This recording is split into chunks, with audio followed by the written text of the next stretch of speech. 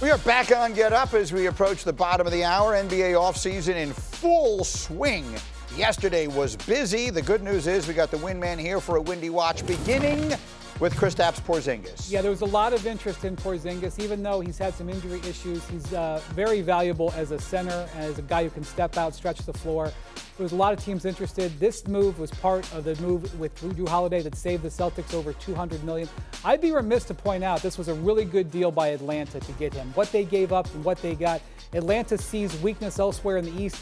They step forward and try to get better. That should be recognized. We also had a deal with the New Orleans Pelicans yesterday. They send the head of the Players Union, C.J. McCollum, to the Washington Wizards, picking up Jordan Poole.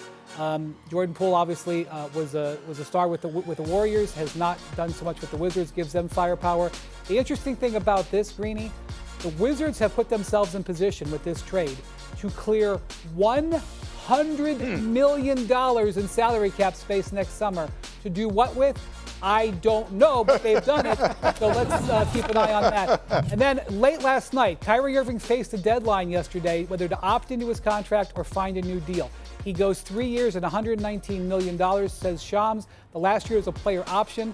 This number, which was in dispute during the day, there was a window during the day where teams in the league thought Kyrie might opt into his contract, which is problematic for reasons we can talk to later. This enables the Mavericks to have a little bit of space, about $5 million that they can go sign a point guard to fill in for Kyrie while he recovers from ACL. You make the point this morning that if he opts in yesterday, last night at midnight was the deadline, and it looked like he might just opt in, which would have been the first step towards him probably being out of Dallas. So that's the thing. It's a little bit not intuitive that if you opt in, it's a problem. Remember, this is what happened with Brooklyn. He was in Brooklyn. He had a player option. They negotiated. They couldn't come to terms. He opted in. Within a few months, he was demanding a trade. Now he's settled into a long-term contract. They can replace him for the first half of the season and move forward in a better position. So the much maligned Nico Harrison gets to keep that man, and who knows how good they might become. Stephen A. yesterday was asked who's the biggest threat to the reigning champion Oklahoma City Thunder, and this is what he said. A healthy Dallas Mavericks would be my answer to this question. I'm looking at a Dallas Mavericks squad. We talk about Chet Holmgren and Isaiah Hartenstein. Well, what you gonna do against AD, Anthony Davis, with Lively, okay, with Gafford? What you gonna do when you got to deal with Kyrie, if you Shea and Jay Will and the boys, and Dort? Let's not forget Dort and Caruso. I understand how electric they are defensively. A healthy Kyrie Irving with the ball in his hands, I'd like to see that. And the name that Stephen A. didn't mention in just that little part of the clip that we showed you, but obviously in the bigger picture does, is tonight they will add one of the most anticipated players in recent draft memory. So I turn to my Uncle Seth for that. How good is Cooper Flagg going to be, and how quickly is he going to be that good? He's going to be next level because they're not going to ask as much of him because of the players that are surrounding him. I mean, when they get healthy, that was the key what Stephen A. said. When they get healthy, he's playing with Kyrie Irving, all-star. Anthony Davis, all-star. Klay Thompson, all-star. He's got other guys around him. So all of a sudden, the best of Cooper Flagg is his versatility. He impacts the game every single time down the floor. His ability to make plays for others, his ability to rebound the ball and initiate the fast break. You can actually run your offense through him. He can post up. He can play off the perimeter. He can short roll. His versatility is perfect for this Dallas team. So name me another overall number one pick that is surrounded by as good a talent as Cooper Flagg will be in his rookie season. So less will be asked of him.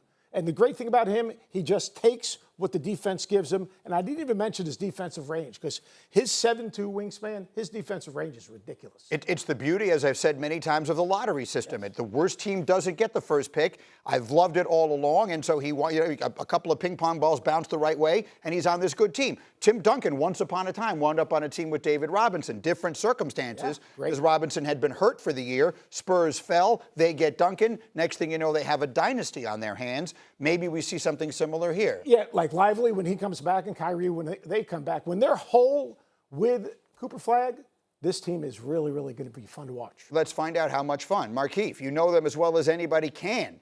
When they're all healthy, and we don't know exactly when that's going to be with Kyrie, but you just heard that we know the people we're talking about here. When that group is all together and healthy, is that a championship caliber team? Of course, that's a championship caliber team, right? You have 3 future Hall of Famers on the team, and they have a boatload of assets around those guys. They have guys that, you know, they have a great age team. They have guys that are not quite 30, fall into that 28, 29, that prime guys, and you have guys like Kyrie, Clay, and AD, right? They have the best mixture of guys you can have to compete for a championship. And then bringing a guy like Cooper Flagg in, right? Just like Greenberg said, he don't have to do as much. He don't have to be a star right away. He can get his feet wet. He can get taught the game the right way. He had a bunch of great vets on his team, and is way better, no disrespect, than going to a team like Charlotte, where he has to be the best player right away, right? Where he has to learn from guys that are all his same age. No, he can actually take a step back and be able to learn from Hall of Famers that can show him how to play the game the right way. There are very few dream scenarios quite like if the Lakers wind up being quite good next year, which I think they should, with Luka and whatever pieces they put around him, and the Mavericks get everybody back healthy, and next year we get the Nico Harrison Bowl, right? We get that series, the one we all wanted this year, and we didn't get there because the Mavericks all got hurt and whatever else. But that we could shape this thing up. That trade will wind up reverberating through this upcoming season. The reason why Stephen A. picked the Mavericks is that they have an excellent record against the Thunder. If there's been any team in the league that's been able to mark up the Thunder a little bit over the last couple of years, it's been the Mavericks, and that was before they sized up by getting Anthony Davis. Anthony Davis's ability to impact them defensively is pretty significant. So definitely a team to keep going, and because Cooper Flagg is such a modern player, he's not just a great talent, he is a perfect player for this era of basketball. He will slide into what the Mavericks have effortlessly. I think he's an impact player nightly from day one. Well, let's talk about the legacy that he steps into.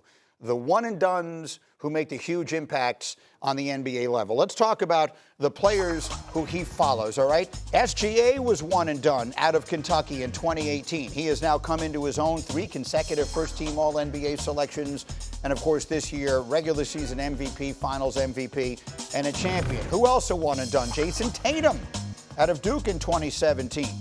He's guided Boston to the best record in the league over his 8 years. First-team All-NBA last 4 years. And, of course, a year ago at this time, Tatum winning a championship.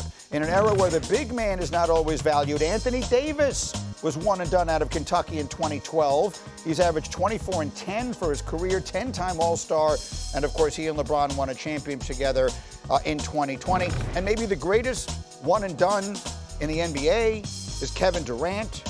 In addition to his 2 titles and MVP, he's averaged 25 points per game in every season since he was 20. He will be 37 years old come this fall. And for a greater point on this, on the Mind the Game podcast, LeBron James, while offering high praise of Flagg, made the same point that Seth did about the situation he will find himself in. He wants to be great. He had a hell of a year at Duke. A guy that can do so many different things on the floor, can play with the ball, can play without the ball. His jump shot is going to continue to get better, super athletic. He gets to join a team that's established with Hall of Fame guys, Klay Thompson, Anthony Davis, Kyrie Irving, right off the bat, Hall of Fame coach Jason Kidd. They can give him the whole blueprint while he continues to learn what his blueprint will be. So I think he's going to be amazing. That's a similar point to the one that you were making, Seth, about what he will step into and what will and won't be asked of him immediately. Look, you're only as good as your locker room, and he's walking into a locker room that is going to put their arms around him, and he's got a skill set that's going to complement anyone and everyone because he can be exactly what anyone needs him to be in that moment in time. He never chases a play. He reads the defense and makes the right play, offensively and defensively. His basketball IQ is off the charts. His skill level is off the charts. His passion and competitive spirit is off the charts, and he does it in a very understated way. Like if you watch Duke basketball, yeah, he took over some games. In some games, he was just a facilitator, made the right play for other people. It's because people tried to take him out of the game. So he's in a perfect situation. And look, Dallas is going to be for real, but one team no one is really talking about enough. What about Houston? Yeah.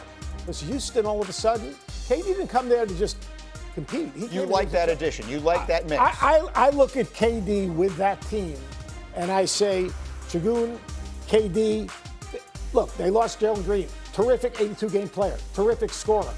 But what did that team miss? Were they playoff ready? In the playoffs, you got to have a guy that can just go get a bucket. In the playoffs, you got to have an offensive flow and a toughness. Yeah, you got to defend. I think that Houston significantly helped themselves. Quick finishing take on this from Keefe. Who is the biggest threat? Stephen A. said it's Dallas. Who's the biggest threat to OKC in the West next year right now? Markieff. I'm going to go with Stephen A. It's a healthy Dallas. When we see them all healthy, if they are healthy, I know they had problems with that over the past year, but it's a healthy Dallas. Like I said, they have a ton of assets. You got guys that like P.J. Washington, like Najee Harris. You got guys like that on the bench with guys with the starting five. I mean, I don't see a better, team right now outside of them if they're healthy. If after everything that happened last year, they traded away Luka and all of the, the coffins in the streets and everything else, and all of a sudden they win the championship next year, that would be unbelievable.